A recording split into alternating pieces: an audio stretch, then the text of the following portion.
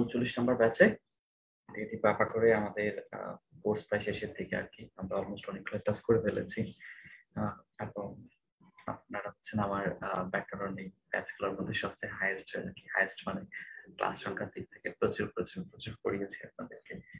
প্রচুর পড়িয়েছি মানে হচ্ছে অনেক ক্লাস হয়ে গেছে আর কি। নর্মালি তো আমরা 20টা ক্লাসের মধ্যে শেষ করে ফেলি, কিন্তু অলরেডি আমাদের 20টা ক্লাস কস করে ফেলেছে, আমরা এখনো যুক্ত আছি।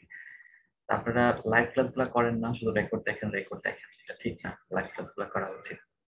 তো সমস্যা নাই, যারা রেকর্ড ক্লাস দেখছেন দেখার সাথে সাথে একটু খাতা কলম নিয়ে বসেন, একটু লেখালেখি করেন, তাহলে একটু যেমনটা পারফেক্ট হবে। ক্লাসের শুরুতে একটু জানিয়ে রাখছি, স্কেজুলে আজকে আমাদের শেষ ক্লাস, বাট নট অফিসিয়ালি আর কি। আমাদের আরো 2টা ক্লাস হবে। বুধবারে আমাদের একটা পরীক্ষা থাকবে, লেকচার 1 থেকে 6 পর্যন্ত যেগুলো আমরা পড়িয়েছি। লেকচার 1 থেকে 6 এটার উপরে আগামী বুধবার পরীক্ষা হবে। পরীক্ষা তো আপনারা রেগুলার দিয়েছেন না? সবাই দেননি, অনেকেই দিয়েছেন। তো আমাদের লেকচার শিট, আমাদের পড়াশোনা বা টপিক ওয়াইজ যে প্রশ্নগুলো আছে সেগুলো এমসিকিউ আকারে থাকবে। ওকে, তো এমসিকিউ আকারে থাকবে। আমরা ইনশাআল্লাহ আগামী বুধবার পরীক্ষা অংশগ্রহণ করবো। আগামী সোমবার, আগামী নেক্সট উইকের সোমবার হচ্ছে আমাদের দ্বিতীয় মডেল টেস্ট। ওটা হচ্ছে লেকচার 7 থেকে বাকি সবটুকু। এবং আগামী সোমবার হচ্ছে আমাদের সর্বশেষ ক্লাস আর কি। আজকের পরে আমরা আরো 2 দিন ইনশাল্লাহ থাকবো। তো বুধবারে আমরা লেকচার 1 থেকে 6 পর্যন্ত পড়বো। 1 থেকে 6 পর্যন্ত পড়ার পর ওটার উপরে আমরা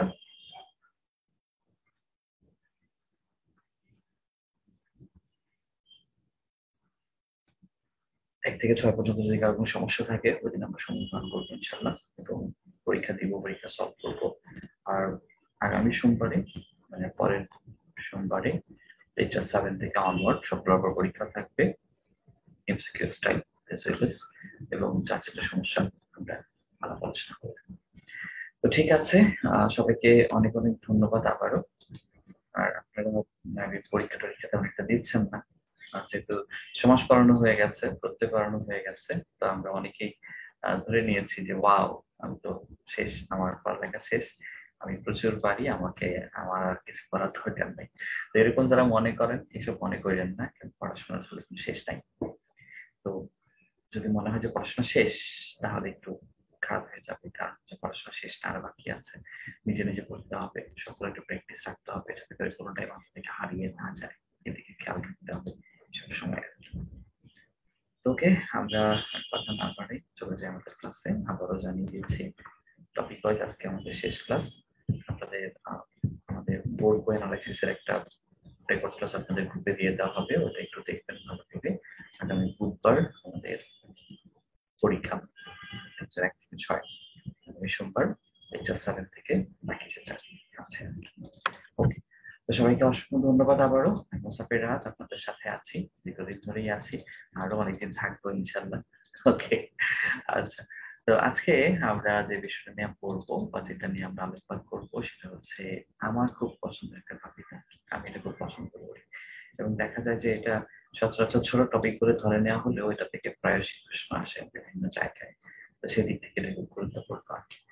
আর এটা আসলে কেন গুরুত্বপূর্ণ, এটা পড়লে বুঝবেন যে হালাত, ফয়সা, হানি, হাফ হাফ, ওকে, টাহা, টেহা, টেকা, তারপরে শাক, হাত, গেরাম, যদ্দুর, এই শব্দগুলোর সাথে আমি মনে হয় মানে আমি তো অবশ্যই পরিচিত, খুব ভালো করে পরিচিত। আপনি আশা করি আপনারাও এই শব্দগুলোর মধ্যে কোনো না কোনোটার সাথে পরিচিত আছেন। হালাত এটা অনর্গল, গালি দিতে গেলেও আমরা এটা ব্যবহার করছি। ফয়সা যদি অনেকে শুনি না, এটা সিলেটের মানুষ বলে ফয়সা, কথা। ওকে, হানি, তারপর হাগ, এগুলো হচ্ছে নোয়াখালীর মানুষ বলে। গ্রামকে গ্রাম অলমোস্ট বাংলাদেশের সব গ্রামই বলে, সব গ্রাম। আর সাপকে হাপ, এটা অলমোস্ট আমি যতদূর জানি যে বাংলাদেশের প্রায় সব গ্রামই সাপকে হাপ বলে আর কি, আমি ইন্ডিকেট করে। আর টাকাকে যে কত বিকৃত বিকৃত করে বলা যায় এটা তো আসলে বলে শেষ করা যাবে না। টাকা, টেহা, টেগা, এটা আপনারা যখন পাবলিক বাসে চড়বেন বা রিক্সাওয়ালাদের সাথে কথা বলছেন তখন দেখবেন যে যে যারা এলাকা অনুসারে এটা কিন্তু বিকৃত করছে। আপনাদের কাছে মনে করে আপনারা মনে হয় কখনো করেন না, করেন। এই শব্দটা দেখেন, শাক, শাক, এটা কিন্তু ভুল, ভুল না মানে পরিবর্তন হয়ে যায়। এটার মূল শব্দ হচ্ছে শাক, শাক, কটাকে একটু জোর দিয়ে পড়তে হয়, শাক, শাক। যদি খেয়াল করে দেখবেন এই কটা আপনি ঠিকঠাক মতো উচ্চারণ করেন, কটাকে আপনি ঠিকঠাক মতো উচ্চারণ করেন না। শাক বলেন, আপনি শাকই বলেন, গ উচ্চারণ করে ফেলেন। এটা আসলে হয়ে যায়, আমরা হয়তো অসাবধানতার জন্য এটা করে ফেলি আর কি। যে আমরা আসলে ইচ্ছে করে করি এরকম না, অসাবধানতার জন্য এটা হয়ে যায়, অসাবধানতার জন্য এটা হয়ে যায়। তো হালা, ফয়সা, হানি, হাব, টাহা, টেকা, টেহা, শাক, হাগ, গেরাম, যদ্দুর, এগুলো হচ্ছে মূলত ধ্বনির পরিবর্তন। খেয়াল করে দেখবেন যে শালা যে মূল শব্দটা আছে, এই শালা থেকে যখন আমরা হালা উচ্চারণ করছি বা কেউ যখন হালা ব্যবহার করছে, খেয়াল করে দেখেন তো খাতা কলমে কেউ কি হালা লিখবে বা কেউ কি হালা লিখে যে সে আমার হালা? খাতা কলমে কেউ লিখবে না স্যার। না। কারণ এই ব্যাপারটা, এই যে উচ্চারণগুলো আমরা দেখাচ্ছি স্ক্রিনে, অন স্ক্রিন যেগুলো দেখতে পাচ্ছেন, এগুলো হচ্ছে পুরাটাই মৌখিক ব্যাপার। ধ্বনি পরিবর্তন লিখিত ব্যাপার না, এটা পুরোটাই হচ্ছে মৌখিক একটা স্টেপ। ধ্বনি পরিবর্তনের পুরোটুকুই হচ্ছে মৌখিক একটা স্টেপ। ধ্বনি পরিবর্তনের পুরোটুকুই হচ্ছে মৌখিক একটা স্টেপ। ধ্বনি পরিবর্তনের পুরোটাই মৌখিক। এটা একটা মৌখিক পরিবর্তন, এটা একটা মৌখিক পরিবর্তন। ধ্বনি পরিবর্তন একটা মৌখিক পরিবর্তন। তো এই কেন হয় মৌখিক পরিবর্তনটা? সেক্ষেত্রে আপনি দেখবেন যে শব্দ চেঞ্জ হয়ে যাচ্ছে।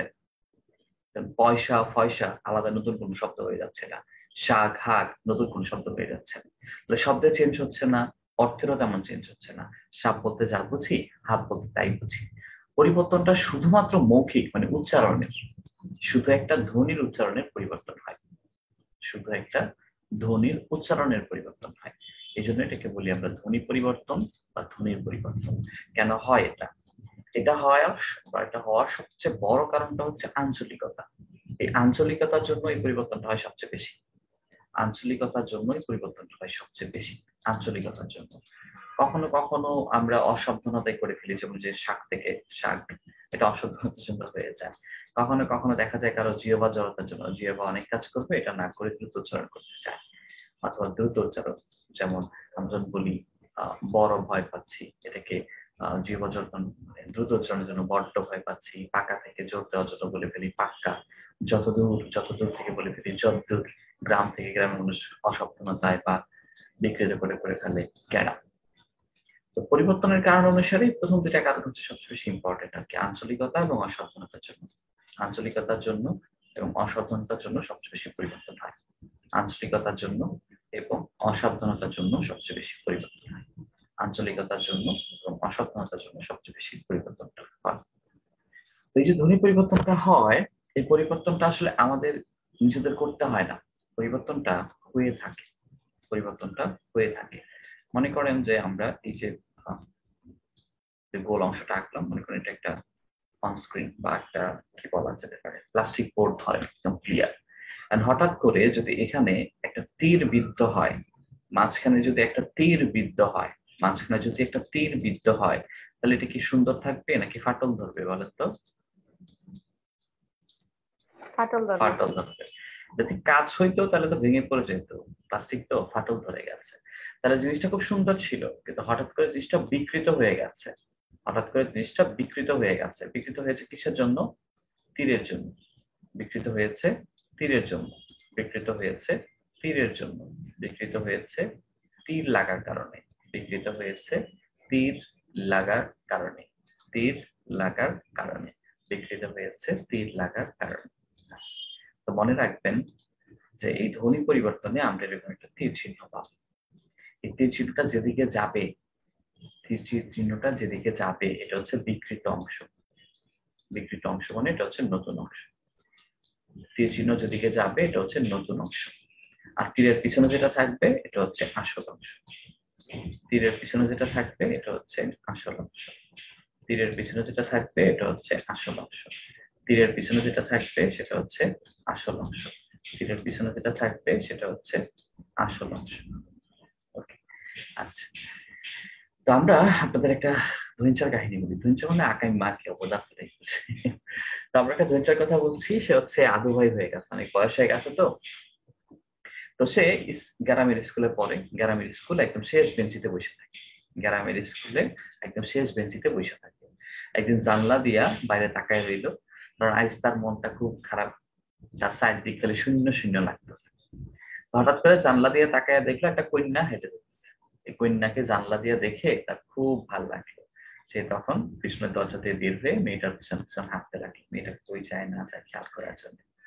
তো মেয়েটাকে দেখে তার কেমন জানি মানে বুকটা আবার হৃদয়টা একদম টপ টপ টনাটন করতে লাগলো, কি মেয়েটা কি করে কোথায় যায়। তো মেয়েটার পিছন পিছন যাইতে যাইতে সে দেখলো মেয়েটা একটা জুতার দোকানে গেছে, জুতার দোকানে গিয়ে বলেছে তাকে তুলোর মতো জুতো দেখায়। তুলোর মতো জুতো তাকে দেখাতে বলেছে। সে তুলোর মতো জুতো দেখতে চাচ্ছে, দোকানদার তখন তাকে কিছু দেশি জুতা দেখায়। বলে যে না না দেশি জুতা না, আমাকে বিলেতি জুতা দেখা, মানে বিদেশি একটা। তো একটা বিলেতি জুতা দেখাইলো, বিলেতি জুতাটা কিনে মেয়েটা তার দুই বান্ধবী পদ্ম আর দুর্গার সাথে, তার দুই বান্ধবী পদ্ম এবং দুর্গার সাথে গপ্প করতে করতে বাসায় চলে গেল। তো ছেলেটা তার পিছন পিছনই গেল, পিছন পিছন গিয়ে অবশ্যই বাড়িতে গেল। বাড়িতে যাওয়ার পর তার শরীরটা জানি কেমন কেমন করছে, তার চোখ টোক নীল হয়ে গেছে, মানে মেয়েটা একদম চোখে লেগে আছে আর কি। সে তখন আলমারি খুললো, আলমারির বাস্ক থেকে জামা কাপড় বের করে ওগুলো পরে একটা ফাল দিয়ে উঠে গেল রিস্কায়। রিস্কায় উঠে সে চলে গেল বর্দার কাছে আর বৌদির কাছে। তো বর্দার বৌদির কাছে গিয়ে সে বৌদিকে বললো যে মেয়েটাকে তার খুবই ভালো লেগেছে, মেয়েটাকে তার চাই চাই চাই চাই। তখন তার বৌদি তার ভাবি বললো যে সমস্যা নেই, আসছে ফাল্গুন মাসে তোমার জন্য আলাদা ঘর বানানো হবে একটা, ওই নতুন ঘর হইলে ফাল্গুন মাসে তুমি বিয়ে করে ফেলবা, নো টেনশন। তো দেখতে দেখতে ফাল্গুন মাস চলে আসলো। একদিন সে বাজারে গেল দুধ আর নেবু কিনতে। তো দুধ আর নেবু কিনে সে যখন বাজার দিয়ে আসছিল, তখন ধোপার সাথে তার দেখা হইল। ধোপা তারে বললো সকাল সকাল তো তোমার বিয়ের পাক্কা কথা হয়ে গেছে। এই সকাল সকাল বিয়ের পাক্কা কথা হয়ে গেছে শুনে তার মনটা একদম আনন্দে উৎফুল্লিত হয়ে উঠল।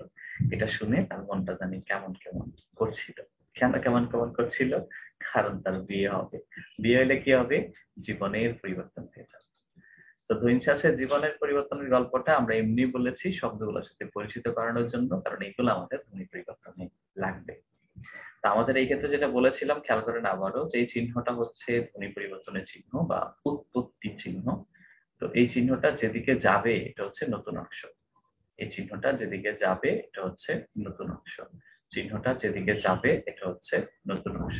চিহ্নটা যেদিকে যাবে এটা হচ্ছে নতুন অংশ। তো বৌদি, এখানে যে চিহ্নটা আছে এটা বৌ দিদি থেকে হয়ে গেছে বৌদি। ধোবা, এই চিহ্নটা ধোপার দিকে গেছে, তাহলে ধোবা থেকে হয়ে গেছে ধোপা। চিহ্নটা যেদিকে যাবে সেটা হচ্ছে নতুন অংশ হিসেবে স্বীকৃত হবে। তো আমাদের পরিবর্তনের ক্ষেত্রে যেটা হবে খেয়াল করেন, আমরা তো বলেছি যে চিহ্ন যেদিকে যাবে এটা হচ্ছে নতুন অংশ, আর চিহ্নের পিছনে যেটা এটা হচ্ছে পুরাতন অংশ। এখন যখন এই পুরাতন থেকে যখন নতুনটা হবে, পুরাতন থেকে যখন নতুনটা হবে, পুরাতন থেকে যখন নতুনটা হবে, হয় দেখা যাবে এখানে একটা বাদ গেছে, অথবা যে এটা বাদ গেছে এর জন্য এখানে নতুন কিছু আসছে।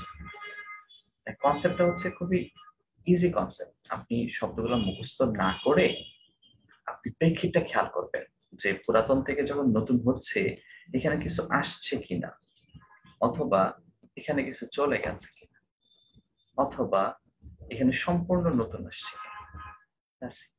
আপনি দেখবেন যে পুরাতনটা থেকে নতুনটা হওয়ার সময় কি কি হচ্ছে, কিছু কি আসছে নাকি চলে গেছে। এটা খুঁজে বের করতে পারলে মোটামুটি এটা সলভ করা খুব সহজ, সত্যিই খুব সহজ। আরেকটা ব্যাপার খেয়াল করতে হবে যে ধ্বনি পরিবর্তনের যে নামগুলো আছে এই নামগুলো একটু ভালো করে জানতে হবে। নামগুলো ভালো করে জানা মানে হচ্ছে নামের অর্থগুলা কি কি এগুলো সম্পর্কে একটু খেয়াল করা। ওকে, যেমন দেখেন এখানে আমরা বললাম স্কুল থেকে স্কুল, গ্রাম থেকে গ্রাম, বেঞ্চ থেকে বেঞ্চি। একটু খেয়াল করলে দেখতে পাবেন যে পুরাতনটা থেকে বা আসলটা থেকে যখন নতুনটা হচ্ছে, আসলটা থেকে যখন নতুনটা হচ্ছে, আসলটা থেকে যখন নতুনটা হচ্ছে, তখন কিছু কিছু নতুন আসছে। কারণ স্কুল থেকে স্কুল, এখানে দেখবেন রস্বইটা নতুন আসছে। গ্রাম থেকে গ্রাম, এখানে হয়তো আপনার দেখে প্রথমে বুঝতে পারবেন না, কিন্তু মিলান, গ আছে, র আছে, আকার আছে, ম আছে। গ, র, আকার, ম। গ, র, আকার, ম। তাহলে এক্সট্রা কি আসছে এখানে? একার আসছে। বেঞ্চ থেকে বেঞ্চি, বেঞ্চ থেকে বেঞ্চিতে আমরা যেটা পাচ্ছি, বেঞ্চ থেকে বেঞ্চিতে আমরা যেটা পাচ্ছি, এখানে আমরা দেখব যে এই যে রস্বই কারটা, রস্বই কারটা নতুন আসছে। তো সেখানে নতুন আসছে। তাহলে আমরা খেয়াল করতে পারছি যে পুরাতনটা থেকে বা আসলটা থেকে যখন পরিবর্তিত রূপটা হলো, পুরাতনটা থেকে যে নতুন ধ্বনি পরিবর্তনটা হলো, বলেন তো নতুন কিছু আসছে নাকি চলে গেছে? কিছু আসছে। শুধুমাত্র নতুন কিছু আসছে। তো নতুন যেটা আসছে এটা কি আসছে, স্বরধ্বনি নাকি ব্যঞ্জন ধ্বনি? স্বরধ্বনি। পরিবর্তনের পরে শুধুমাত্র স্বরধ্বনি আসছে। আপনি যখন দেখবেন পরিবর্তনের পরে স্বরধ্বনি আসছে, পরিবর্তনের পরে শুধু স্বরধ্বনি আসছে বা নতুন স্বরের আগমন ঘটেছে, নতুন স্বরের আগমন ঘটেছে। আগমন, আগমন যে কথা, আগম একই কথা। আগমন যে কথা, আগমন যে কথা, আগম একই কথা। তাহলে যখন দেখবেন স্বরের আগম ঘটেছে, স্বরের আগম, যখন নতুন একটা স্বরের আগম ঘটে, নতুন একটা স্বরের আগম ঘটে, তার নাম স্বরাগম। যখন স্বরের আগম ঘটে, আগম মানেই আগমন, আগম মানেই আগমন, আগম মানেই আগমন। যখন নতুন একটা স্বরের আগমন ঘটে, নতুন একটা স্বরের আগমন ঘটে, তার নাম স্বরাগম। নতুন একটা স্বরের যখন আগমন ঘটে তার নাম স্বরাগম। যখন নতুন একটা স্বরের আগমন ঘটবে তার নাম স্বরাগম।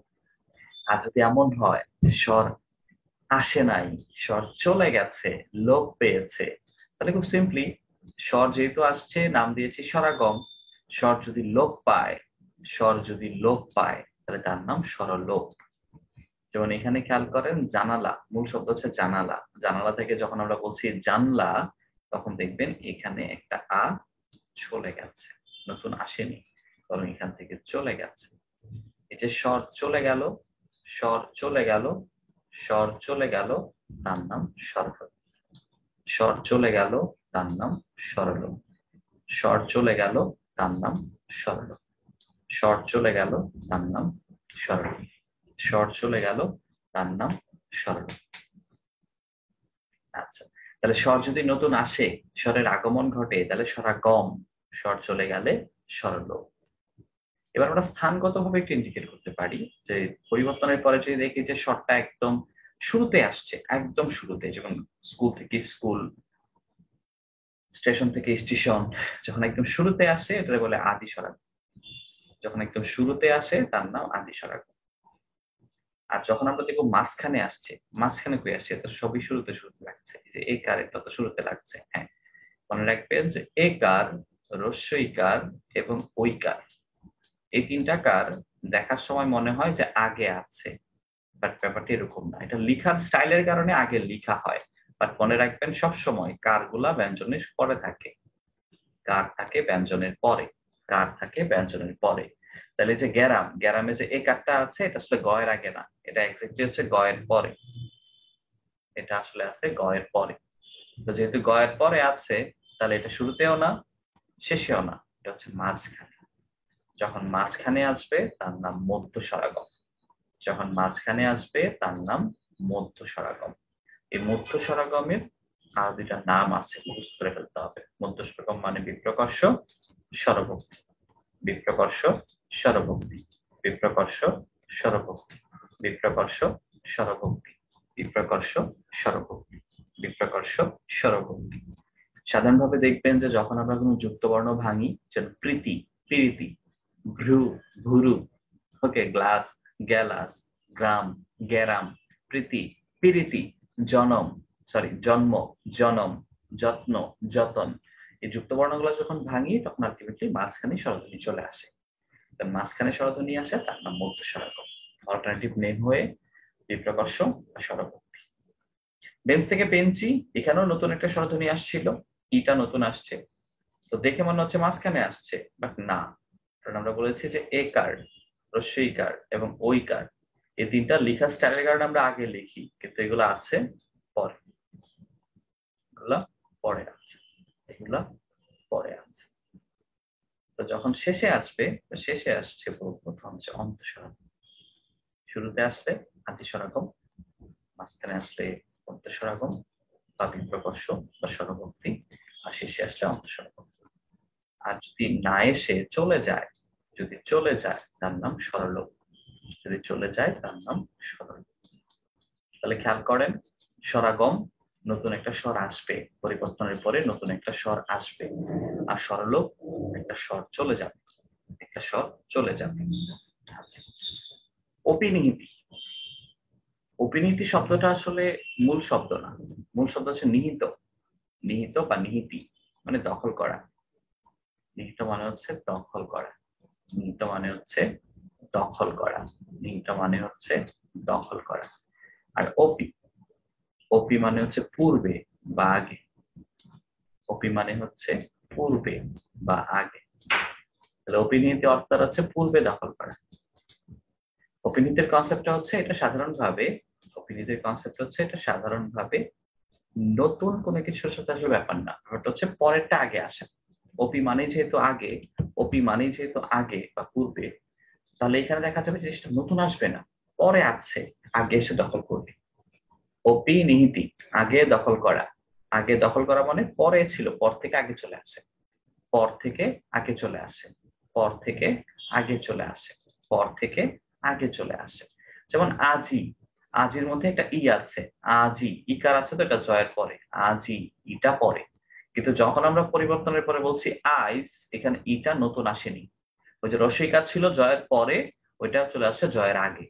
সাধু, উটা আছে ধয়ের পরে, কিন্তু পরিবর্তনের পরে যখন বলছি সাউথ, তখন ধয়ের পর থেকে এটা চলে আসছে ধয়ের আগে।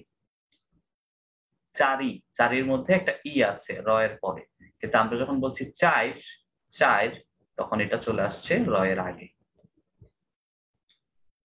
তো যখনই আমরা দেখবো পরের ই বা উ আগে চলে আসছে, নতুন আসবে না, পরেরটা আগে আসবে, পরেরটা আগে। পরের ই বা উ যখন আগে আসে, পরের ই বা উ যখন আগে আসে, পরের ই বা উ যখন আগে আসে, পরের ই বা উ যখন আগে আসে, তার নাম হচ্ছে অপিনিহিতি। পরের ই বা উ যখন আগে আসে, তার নাম হচ্ছে অপিনিহিতি।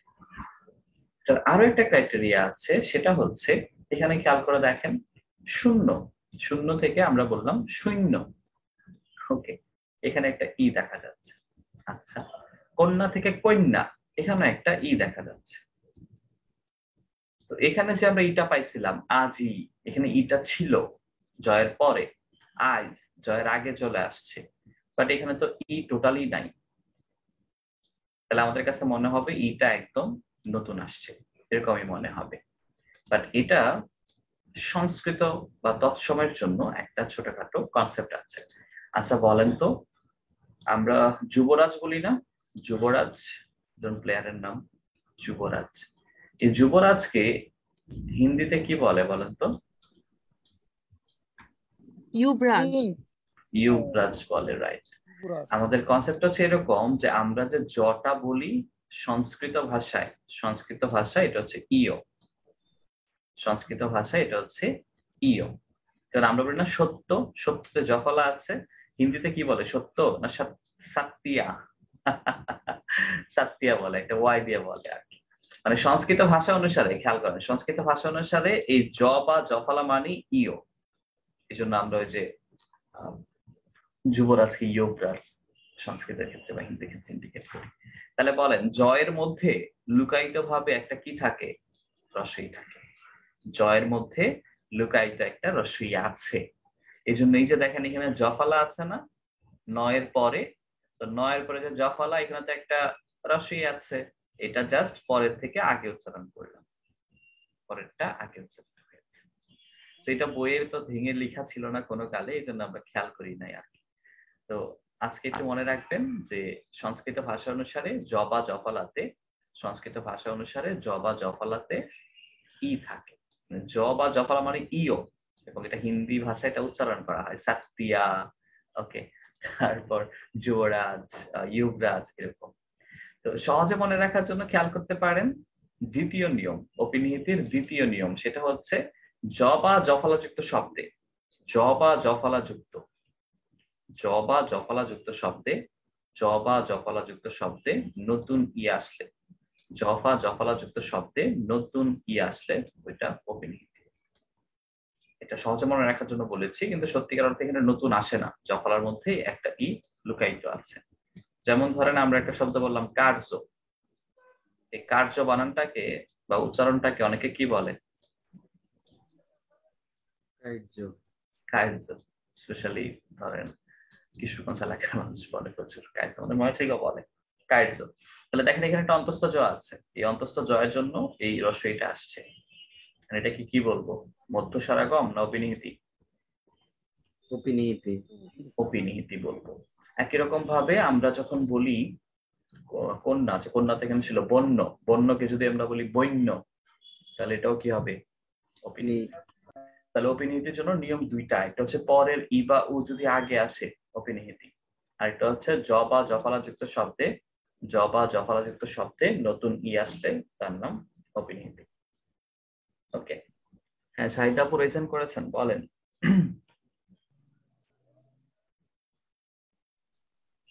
স্যার, আজকে যে আমরা পড়তেছি ধ্বনি পরিবর্তনটা, আসলে আমি ফার্স্ট অফ বুঝতে পারিনি যে আমি আজকের টপিকটার নামটা কি।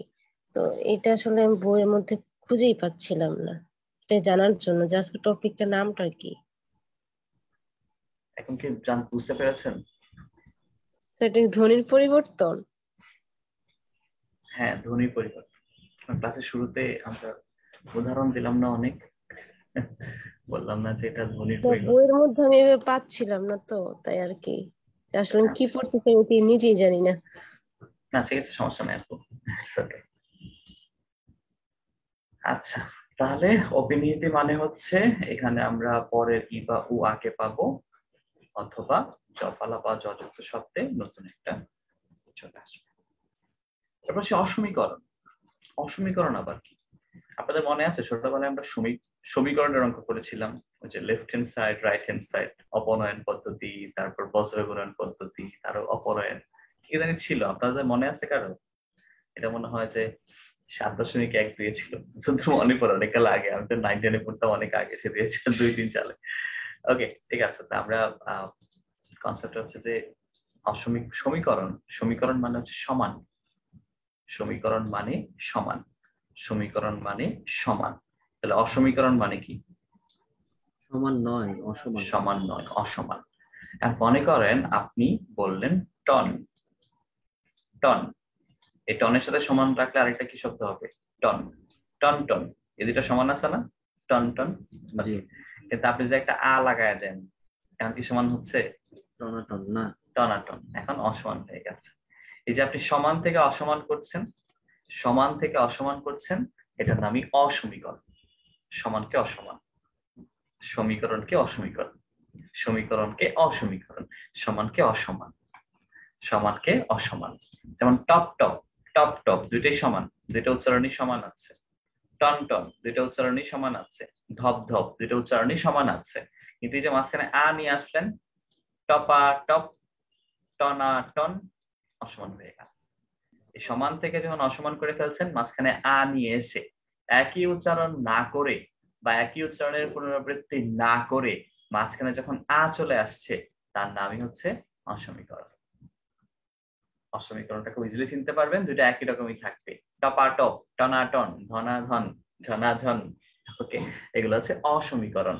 ছিল সমীকরণ বানাই দিয়েছি অসমীকরণ, ছিল সমীকরণ বানিয়ে দিয়েছি অসমীকরণ।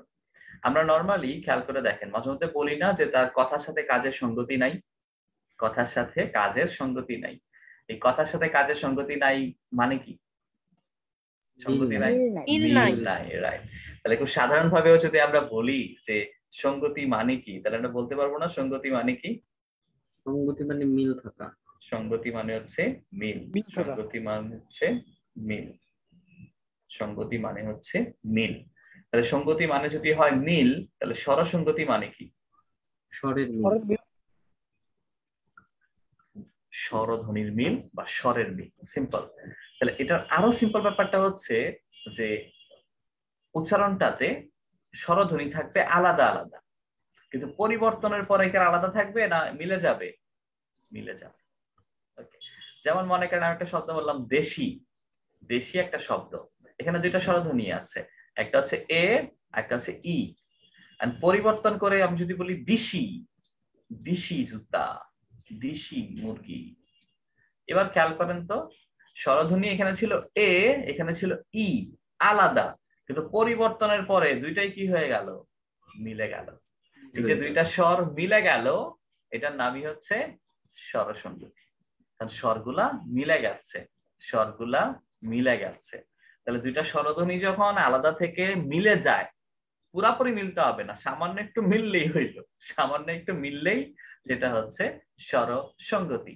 যেমন দেখেন তুলা আমরা নরমালি ইউজ করি, একটা হচ্ছে উ, একটা হচ্ছে আ, একটা হচ্ছে উ, একটা হচ্ছে আ। দুটা কি এক না আলাদা? আলাদা, তাই না? একটা উ একটা আ, দুইটাই আলাদা। কিন্তু যখন বলছি আমরা তুলো, তখন কি আলাদা না এক হয়ে যাচ্ছে?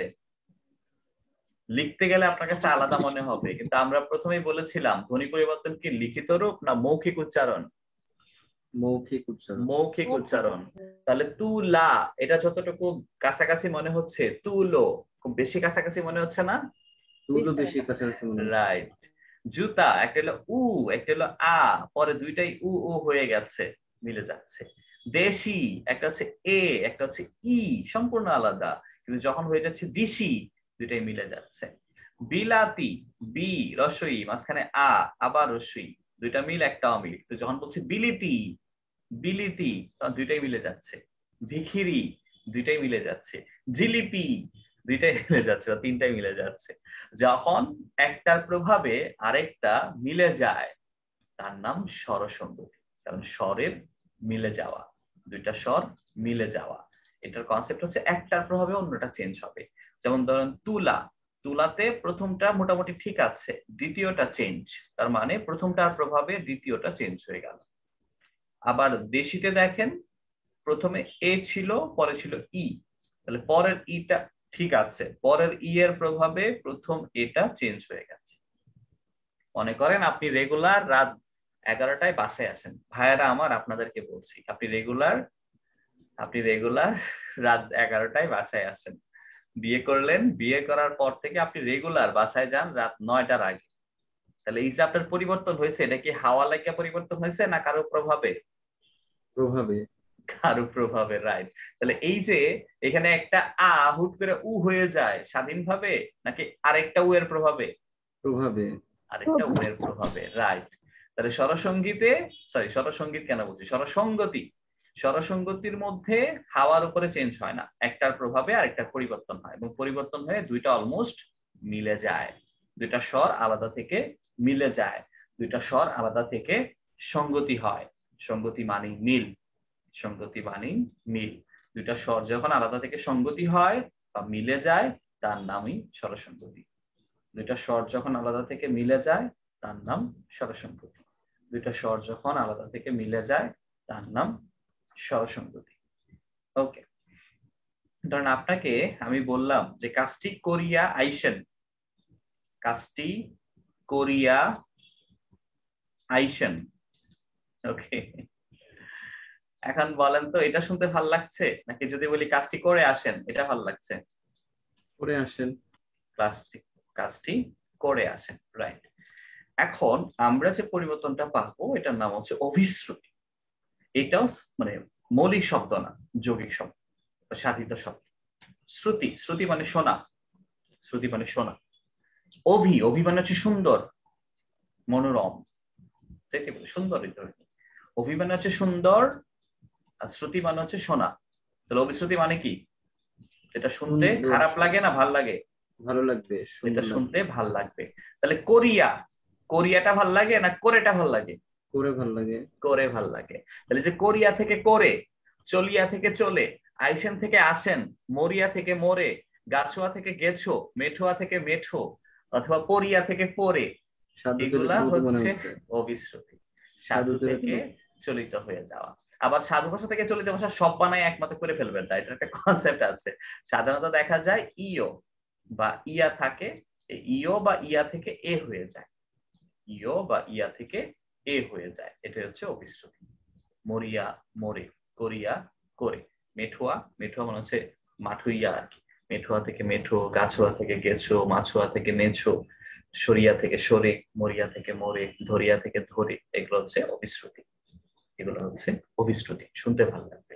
আর এমনিতে মনে রাখা যায়, কারণ সাধু তো শুনতে জীবনেও ভালো লাগে না, চলিতে শুনতে ভালো লাগে। এগুলো হচ্ছে অভিশ্রুতি, এগুলো হচ্ছে অভিশ্রুতি। তাহলে যে কয়েকটা পরিবর্তন রাইট নাও কয়েকটা বললাম, খেয়াল করেন তো, আমরা প্রথমে আপনাদেরকে বলেছিলাম স্বরাগম। স্বরাগম মানে কি? নতুন স্বরের আগমন ঘটা। নতুন স্বরের আগমন ঘটা। যখনই নতুন স্বরের আগমন ঘটবে, নতুন স্বরের আগমন ঘটবে, ওইটাকে আমরা বলছি স্বরাগম। নতুন স্বর স্বরাগম। আর যদি নতুন স্বরটা মাঝখানে আসে তাহলে কি?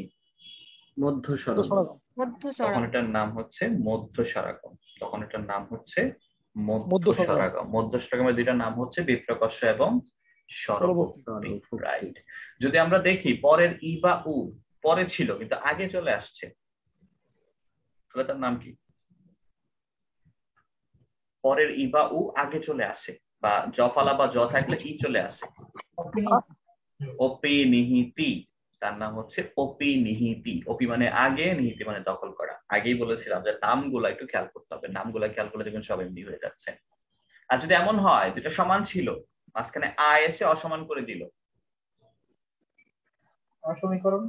অসমীকরণ। একই স্বরের মাঝখানে একটা আ আসা, একই স্বরের মাঝখানে একটা আ চলে আসা, একই স্বরের মাঝখানে একটা আ চলে আসা।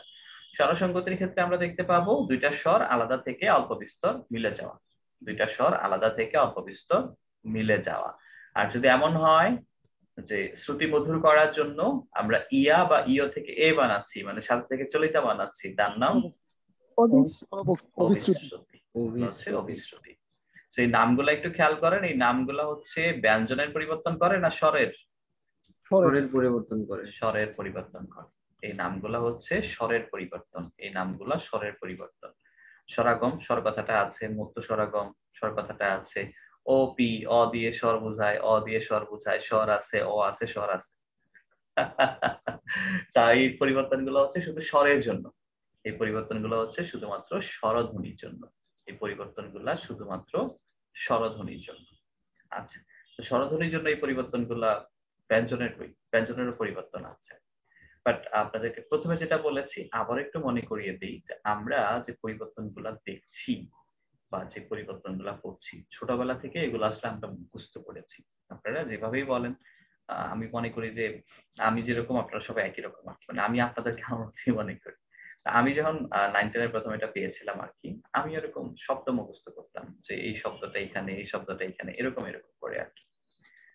তো যেটা সবচেয়ে বেটার হয় সেটা হচ্ছে যে নামগুলো আমরা পড়ছি, যে নামগুলো আমরা পড়ছি, এই নামগুলো যদি আমরা, এই নামগুলো যদি আমরা একটু কষ্ট করে বোঝার চেষ্টা করি, বা নামগুলাই যদি একটু মনে রাখার চেষ্টা করি, শুধু নাম মানে কোনটার নাম কি এবং ওই নামের অর্থটা কি, শুধু এই নামগুলা যদি আমরা একটু ভালো করে জানি, তাহলে এটা অনেকটাই সলভ হয়ে যাওয়া সম্ভব, এই কঠিন জিনিসটাও সহজ হওয়া সম্ভব।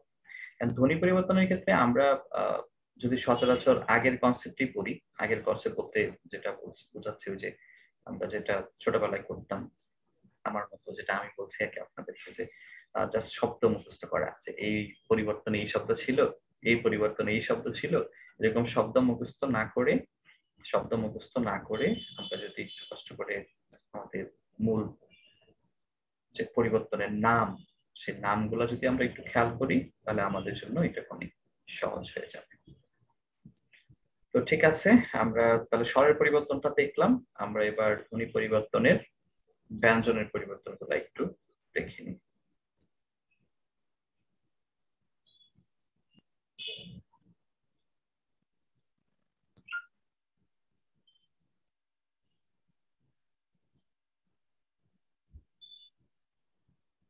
ওকে,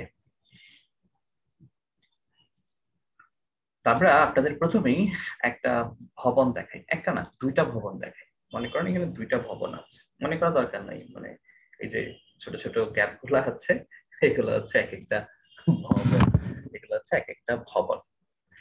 তো এটা হচ্ছে র ভবন, এটা আমি থাকি আর কি, আমি থাকি বলে এটাকে র ভবন বলছি, ছোট দোতলা মাত্র। আর আমার পাশে গরিবুল্লাহ থাকে, গরিবুল্লাহর আবার 3 তলা বিল্ডিং আছে, নাম গরিবুল্লাহ হলে কি হবে, মানে প্রচুর সম্পত্তির মালিক আর কি। তো দেখেন একটা হচ্ছে দোতলা, একটা হচ্ছে 3 তলা, তাহলে বলেন দুইটা ভবন কি এক না আলাদা? আলাদা। দুইটা ভবন আলাদা, দুইটা ভবন আলাদা, দুইটা ভবন আলাদা। তো র, র চিন্তা করলো আমি আলাদা কেন থাকবো, সে কিন্তু আলাদাই আছে, অলরেডি সে আলাদা আছে, কিন্তু সে চিন্তা করেছে সে আলাদা থাকবে না। সে যে কাজটা করলো তার একটা ফ্লোর সে বাড়ায় দিল, ভবনে একটা ফ্লোর সে বাড়িয়ে দিল, ভবনে একটা ফ্লোর সে বাড়িয়ে দিল। এই যে একটা ভবন তার বেড়ে গেল, তার মানে ভবন দুইটা আগে অসমান ছিল, এখন ভবন দুইটা কি হয়েছে? সমান। সমান হয়েছে। তাহলে র ছিল আলাদা, গ ছিল আলাদা, কিন্তু রটা যখন গ এর সমান হয়ে যাচ্ছে তখন রটাকে তাহলে আমরা কি বলতে হবে? গ বলতে হবে। কনসেপ্টটা খেয়াল করেন আবারও, জিনিসটা ছিল আলাদা, আলাদা ছিল, কিন্তু পরে দুইটা কি হচ্ছে? সমান হচ্ছে। বিষয়টা ছিল আলাদা, আলাদা থেকে এখন কি হচ্ছে? সমান হচ্ছে। আলাদা থেকে এখন সমান হচ্ছে, আলাদা থেকে এখন সমান হচ্ছে। খেয়াল করেন, দুইটা ভবন যদি আলাদা থেকে সমান হয়, দুইটা ভবন যদি আলাদা থেকে সমান হয় তার নাম কি? সমীভবন। সমীভবন। দুইটা ভবন আলাদা থেকে সমান হলে তার নাম সমীভবন। দুইটা ভবন আলাদা থেকে সমান হলে তার নাম সমীভবন। খুবই কমন কনসেপ্ট। দেখেন, দুইটা ভবন আলাদা, দুইটা ভবন পরে সমান হয়ে গেল, সমান ভবন, সমীভবন। একই রকম ভাবে ধ্বনি পরিবর্তনের ক্ষেত্রে আপনি দেখলেন এক জায়গায় আছে র, এক জায়গায় আছে ল, রটা পরে দুইটাই হয়ে গেল সমীভবন। এক জায়গায় আছে ল, এক জায়গায় আছে ন, দুইটাই ল হয়ে গেল সমীভবন। ব্যঞ্জনের ক্ষেত্রে যখন দেখবেন দুইটা ভবন আলাদা থেকে সমান হচ্ছে, দুইটা ভবন আলাদা থেকে সমান হচ্ছে, ওইটাই সমীভবন। এখন ধ্বনির মধ্যে ভবন পাবো কই? আপনি নয় ভবন পাবেন না, যারা এটা নাম দিছে এরা পাইছে কই? আন্দাজি। এটা সিমিলার রেখে করে আর কি। ভবন তো আর না, হবে এটা সমী ভবন, বা এটাকে আপনি বলতে পারেন ব্যঞ্জন সংগতি। কেন ব্যঞ্জন সংগতি বলতে পারেন? খেয়াল করেন, পদ্ম, পদ্মতে দেখেন একটা দ এবং একটা ম, একটা দ একটা ম। এই দ এবং ম খেয়াল করেন দুইটাই আলাদা, দ এবং ম দুইটাই আলাদা। কিন্তু যখন আমরা বলছি পদ্ম, তখন কি দুইটা আলাদা আছে না এক হয়ে গেছে? এক হয়ে গেছে। এক হয়ে গেছে। দুইটা ভবন আলাদা ছিল, দুইটা ভবন এক হয়ে গেল। আবার দেখেন দুর্গা, র এবং গ আলাদা, কিন্তু যখন বলছি আমরা দুর্গা দুর্গা, ওকে, বা হিন্দুরা যখন বলে, তখন দেখেন আলাদা দুইটা থেকে এক হয়ে গেল। গল্প, ল এবং প আলাদা, কিন্তু যখন বলছি গপ্প, দুইটা এক হয়ে গেল। অথবা ধরেন আমরা বললাম উৎ প্লাস নয়ন, এই উৎ প্লাস নয়ন দুইটা একসাথে করলে কি হয়? মনে আছে কারো? উন্নয়ন। উন্নয়ন। উন্নয়ন। তাহলে দেখেন একটা ছিল খণ্ডত আর একটা ছিল ন, এই খণ্ডত এবং ন দুইটা আলাদা থেকে যখন দুইটা এক হয়ে গেল, নাম কি? আলাদা থেকে এক হয়ে গেছে সমীভবন। সমীভবন। দুইটা ব্যঞ্জন, দুইটা ব্যঞ্জন, দুইটা ভবন, দুইটা ব্যঞ্জন, দুইটা ভবন যখন আলাদা থেকে সমান হয় তার নাম সমীভবন। যখন দুইটা ব্যঞ্জন আলাদা থেকে সমান হয় তার নাম সমীভবন, অথবা বলতে পারেন ব্যঞ্জন সংগতি। তার দুইটা ব্যঞ্জন আলাদা থেকে মিলে গেছে, দুইটা ভবন আলাদা থেকে সমান হয়ে গেছে, সমীভবন। দুইটা ভবন আলাদা থেকে সমান হয়েছে, সমীভবন। দুইটা ভবন আলাদা থেকে সমান হয়েছে, সমীভবন। এবার দেখেন, এখন দুইটা ভবন কি সমান না আলাদা? সমান। এখন তো সমান, তার মানে দুইটা ভবন কিসের মধ্যে আছে? সমীভবনই আছে। দুইটা ভবন সমীভবন আছে, দুইটা ভবন সমীভবন আছে। এখন এরা ঠিক করলে আর একসাথে থাকবে না, একই রকম থাকবে না, একজন একটা ফ্লোর বাড়ায়া দিল। তাহলে ভবন দুইটা ছিল সমান, এখন কি সমান হয়েছে না বিষমান হয়েছে? বিষমী হয়ে গেছে। বিষমান। বিষমান মানে হচ্ছে অসমান হয়ে যাওয়া আর কি। ছিল সমান হয়ে গেছে বিষমান, ছিল সমান হয়ে গেছে বিষমান, ছিল সমান হয়ে গেছে বিষমান। বিষমান মানে অসমান আর কি। তো যখন অসমান থেকে সমান হয়েছিল নাম দিয়েছিলাম সমীভবন, আর এখন সমান থেকে আলাদা হয়ে যাচ্ছে, সমান থেকে আলাদা হয়ে যাচ্ছে, নাম কি দিব? বিষমী ভবন। বিষমীভবন। যখন আমরা আলাদা থেকে সমান হই নাম দিয়েছি সমীভবন, আর যখন সমান থেকে আলাদা হই তখন তার নাম বিষমীভবন, তখন তার নাম বিষমীভবন, তখন তার নাম বিষমীভবন, তখন তার নাম বিষমীভবন। খেয়াল করেন, আমরা যখন বলছি শরীর, শরীরের মধ্যে দুইটা ল আছে, এক না আলাদা? র র দুইটা র আছে, শরীর এক এক। কিন্তু যখন আমরা বলছি শরীর, তখন কি দুইটা এক আছে না একটা আলাদা হয়ে যাচ্ছে? একটা চেঞ্জ হয়ে গেছে। একটা আলাদা হয়ে যাচ্ছে। লাল, লালের মধ্যে দুইটাই একই রকম আছে, কিন্তু যখন বলছি নাল তখন একটা চেঞ্জ হয়ে যাচ্ছে। আলমারি, দুইটাই র আছে, আলমারিতে দুইটাই র আছে, কিন্তু যখন বলছি আমরা আলমারি তখন দেখবেন একটা চেঞ্জ করে দিচ্ছি।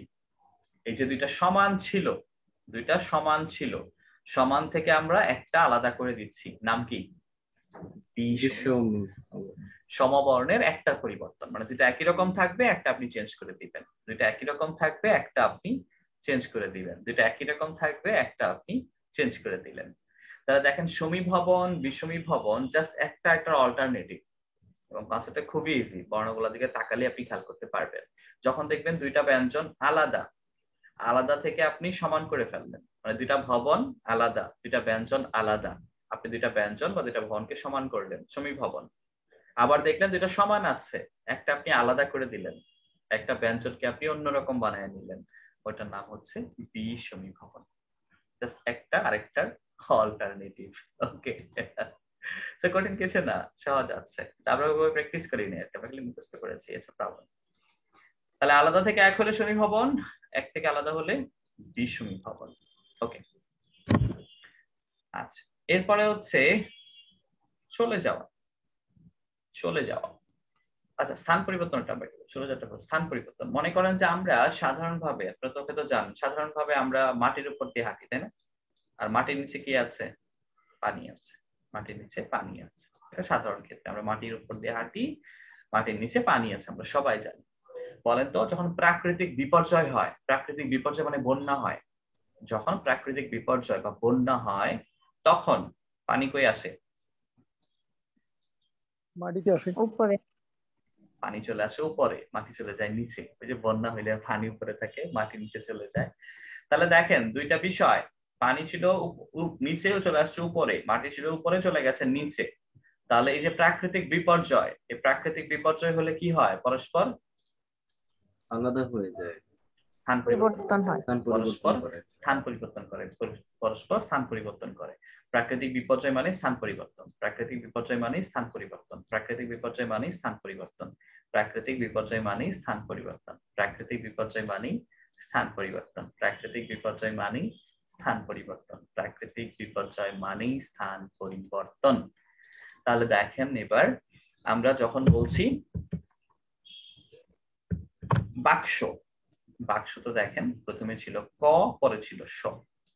আমরা যখন বলছি বাষ্ক, তখন দেখবেন স চলে আসছে আগে, ক চলে গেছে পরে, অথচ ক ছিল আগে। বাক্স, বাক্স না বলে আমরা যদি বলি বাষ্ক, তাহলে সটা ছিল পরে, চলে আসছে আগে।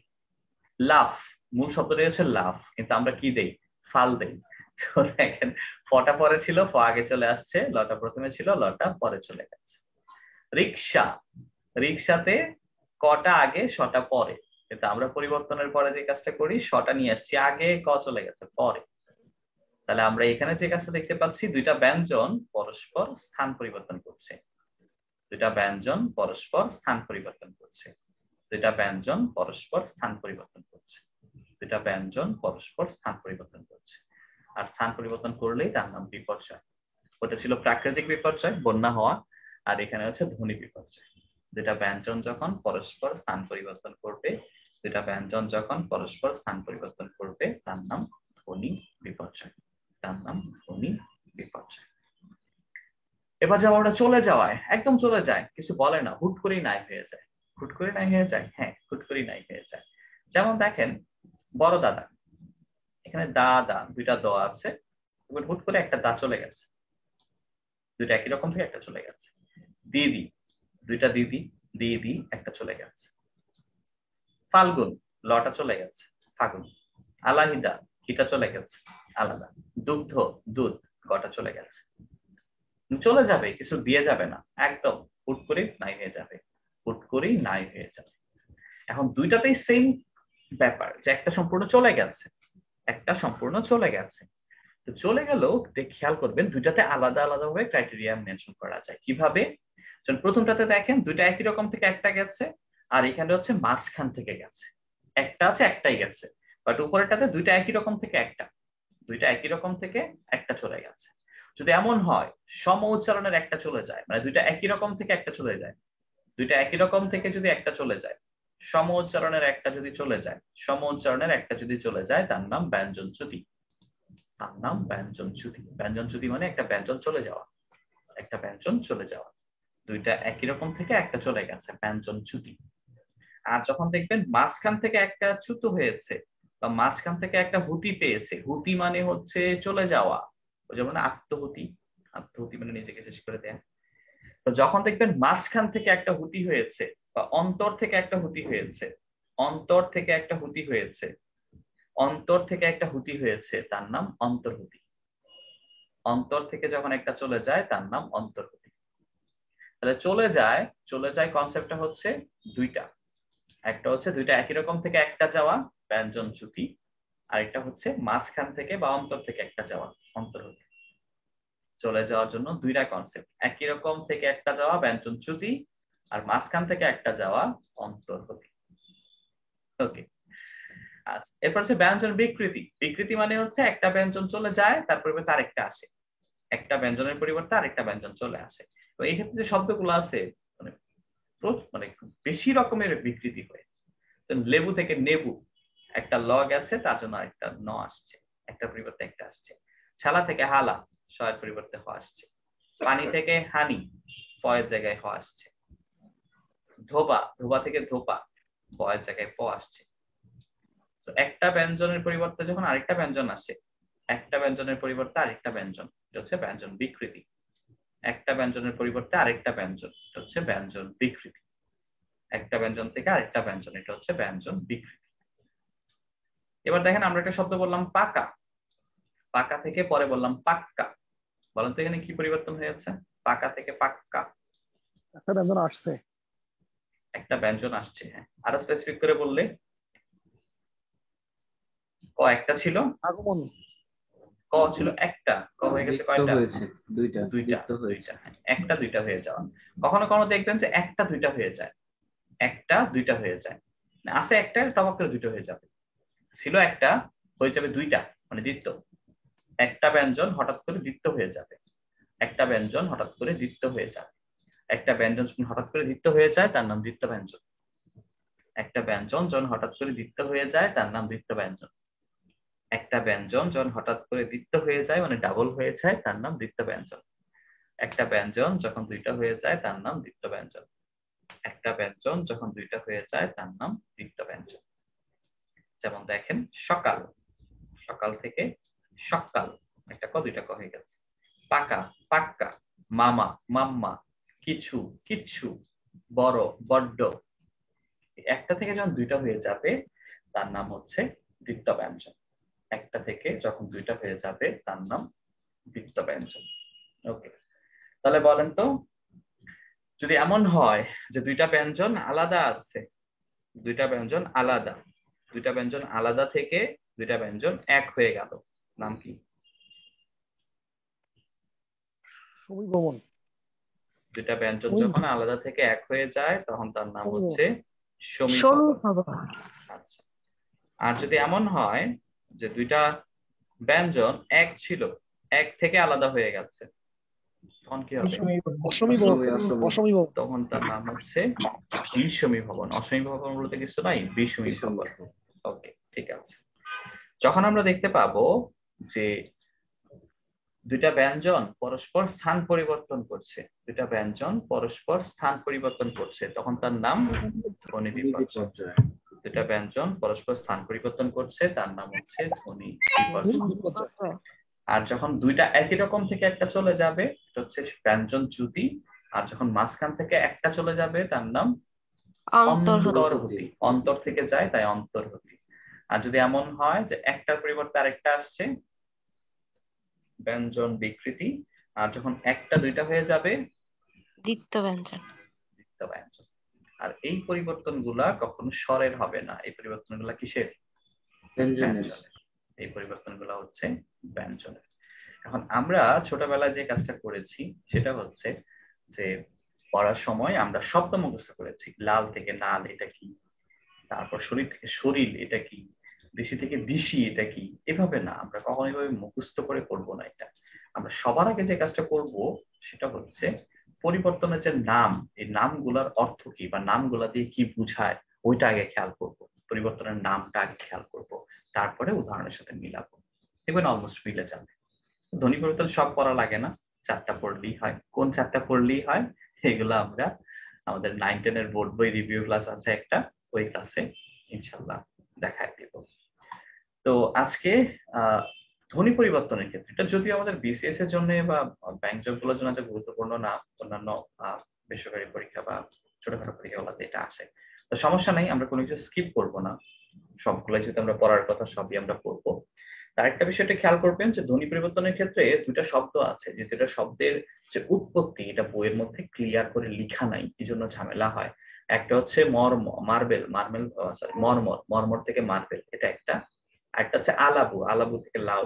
ওকে, তো দুইটাই হচ্ছে পরিবর্তনের সময় 3 থেকে 4টা স্টেপ ছিল, কিন্তু মাঝখানের এই স্টেপ গুলা বইয়ে দেয়া নাই বলে এগুলো আমাদের মিলাতে কঠিন হয়ে যায় বা মিলাইতে একটু কষ্ট লাগে। সো এই দুইটা শব্দ মিলানোরই দরকার নাই।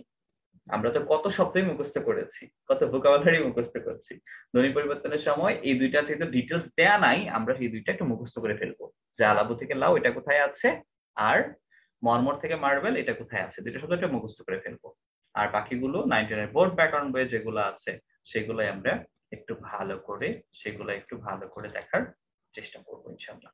ওকে, তো যেটা বলেছিলাম ক্লাসের শুরুতে আবার একটু মনে করিয়ে দিই, আমাদের একটা বোর্ড বই রিভিউ ক্লাস আছে।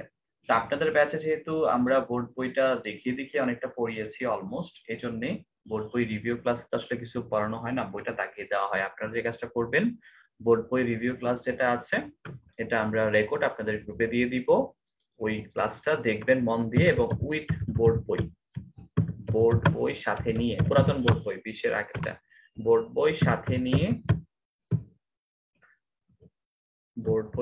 নিয়ে রিভিউ ক্লাস করবেন।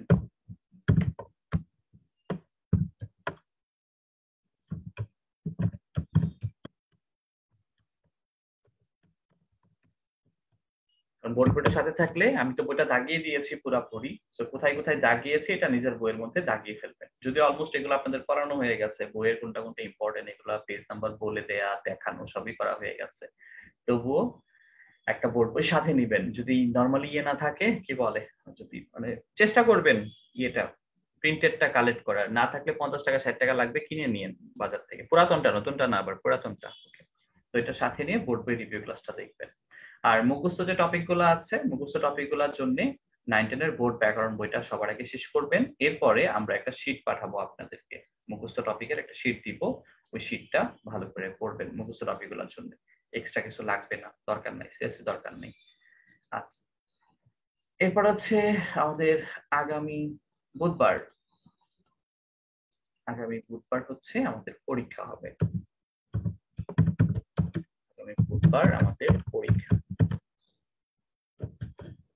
তো পরীক্ষা হচ্ছে আমাদের এমসিকিউ স্টাইল, এমসিকিউ, এবং মার্ক হচ্ছে 30-35 এরকম আর কি, 30-35 মার্কের এমসিকিউ পরীক্ষা, এবং এটার সিলেবাস হচ্ছে লেকচার 1 থেকে 6। এই 1 থেকে 6 এর মধ্যে শব্দ সম্ভারটা থেকে যাবে, মানে শব্দ সম্ভার এটার মধ্যে থাকবে লেকচার 1 থেকে 6। লেকচার আমরা মনে হয় 1 থেকে 6 এর মধ্যে শব্দটা পড়ার শব্দ অনেক পরে পড়িয়েছি, কিন্তু শব্দ সম্ভারটা এখানে থাকবে, শব্দ সম্ভারটা এখানেই থেকে যাবে 1 থেকে 6 এর মধ্যে। তাহলে বুধবার আমাদের পরীক্ষা মডেল টেস্ট 1, লেকচার 1 থেকে 6। আর আগামী সোমবার পরীক্ষা 2, সেখানে হচ্ছে একই রকম সিস্টেম, লেকচার 7 থেকে অনওয়ার্ড, মানে বাকি সব। এবং সোমবারই হচ্ছে আমাদের সমাপনী ক্লাস। আমাদের লেকচার গুলো তো সব রেকর্ড আছে আপনাদের গ্রুপে, তো আপনাদেরকে তো আর মানে লেকচার শীট দেখবেন এগুলো তো এমনি দেখবেন আমি জানি, তো দেখেন আর কি। আর যারা রেকর্ড ক্লাস দেখেন, কোনো ক্লাস করেন না, রেকর্ডটা দিলে এটা হয় আর কি, যেমন এটা সবসময় হয়, মানে রেকর্ড যে ব্যাচে আমি দিয়েছি বা যে ব্যাচগুলোতে রেকর্ড সহ ছিল, এদের ক্লাস অ্যাটেন্ডেন্সের সংখ্যা খুব কম আর কি, রেকর্ড দেখে ফেলে। আমরা রেকর্ডের প্রতি খুব বেশি আকৃষ্ট, বাট যারা ক্লাস করে খুব কমন কিছু নাম আছে আর কি, এই নামগুলো প্রতিদিন ক্লাস করে, এবং সকালে রেকর্ড দেখেন আপনারা, শুধু রেকর্ডে ভর্তি হলেই পারতেন, শুধু একটা কষ্ট করে এত টাকা খরচ করে লাইভ ক্লাসের দরকার ছিল না। যাই হোক, আল্লাহ হয়তো সবকিছু ভালোর জন্যই করা, হয়তো এর মধ্যে ভালো কিছু আছে বা আপনারা ভালোর জন্য এরকম করেন, বাট আমি সবসময় সাজেস্ট করবো শুধু বাংলা বা আমার জন্য না, যেখানেই পড়েন, যে স্যারের কাছে যখনই অনলাইনে পড়েন, লাইভ ক্লাস করার চেষ্টা করবেন, এটা বেটার আর কি। তো ওকে, আমরা বুধবারে পরীক্ষা দিব লেকচার 1 থেকে 6 পর্যন্ত, এবং সবারকে মানে বিনীত অনুরোধ করছি পরীক্ষায় একটু অংশগ্রহণ করবেন। আমরা পরীক্ষায় অংশ নিব, পরীক্ষা সলভ করব, কার কোনো প্রশ্ন থাকলে লেকচার 1 থেকে 6 পর্যন্ত আবারও আমরা চেষ্টা করবো সেগুলো সলভ করার। আর আগামী সোমবার, নেক্সট উইকের সোমবার আমরা আমাদের এই ব্যাচের শেষ ক্লাসটা করব। সেদিন আমরা লেকচার 7 থেকে বাকি সবকিছুর পরীক্ষা থাকবে, সাজেশন থাকবে, এবং আপনাদের জন্য শুভকামনা থাকবে। তো শুভকামনা এখনই থাকলো, সবাই অনেক ভালো থাকবেন, দেখা হবে ইনশাআল্লাহ আগামী ক্লাসে। ধন্যবাদ সবাইকে, আসসালামু আলাইকুম।